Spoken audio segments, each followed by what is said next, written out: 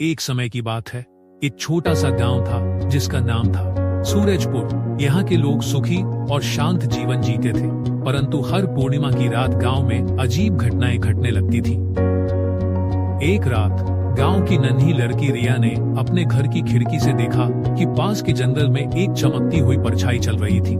उत्सुकता से भरी वह अपने पिता को बताने भागी। गांव के बुजुर्गों ने रिया को बताया कि वह परछाई कोई साधारण चीज नहीं, बल्कि एक पुरानी आत्मा है जो गांव में छुपे रहस्य को ढूंढ रही है। उसे परेशान मत करो, उन्होंने चेतावनी दी, पर रिया की जिज्ञासा उसे रोक नहीं सकी। अगले दिन वह अपनी सबसे अच्छी दोस्त नीलम के साथ जंगल की ओर चल पड़ी। वे दोनों परछाई के पीछे छुपे रहस्य को जानने के लिए दृढ़ थी।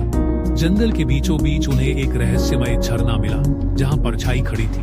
वह परछाई एक जादुई आत्मा थी जिसने कहा, मैं गांव की रक्षा करती हूँ। आत्मा ने बताया कि वह गांव के इतिहास का हिस्सा है। उसने गांव वालों से दोस्ती करनी चाहिए, परंतु वे डर गए। रिया और नीलम ने आत्मा से वादा किया कि वे गांव वालों को सच बताएंगी। रिया और नीलम की मदद से गांव वालों ने आत्मा को अपनाया।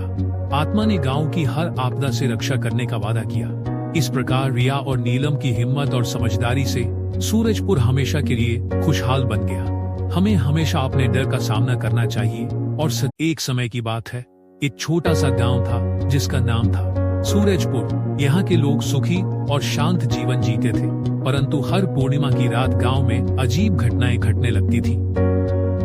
एक रात गांव की नन्ही लड़की रिया ने अपने घर की खिड़की से देखा कि पास के जंगल में एक चमकती हुई परछाई चल रही थी। उत्सुकता से भरी वह अपने पिता को बताने भागी।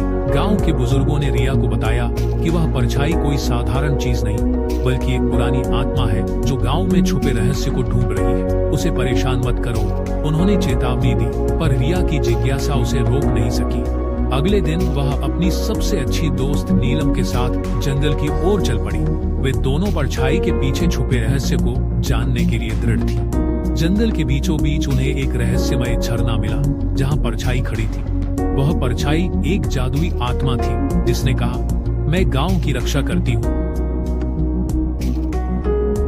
आत्मा ने बताया कि वह गांव के इतिहास का हिस्सा है। उसने गांव वालों से दोस्ती करनी चाहिए, परंतु वे डर गए। रिया और नीलम ने आत्मा से वादा किया कि वे गांव वालों को सच बताएंगी। रिया और नीलम की मदद से गांव वालों ने आत्मा को अपनाया। आत्मा ने गांव की हर आपदा से रक्षा करने का वादा किया। इस प्रकार रिया और नीलम की हिम्मत और समझदारी से सूरजपुर हमेशा के लिए खुशहाल बन गया। हमें हमेशा अपने डर का सामना करना चाहिए और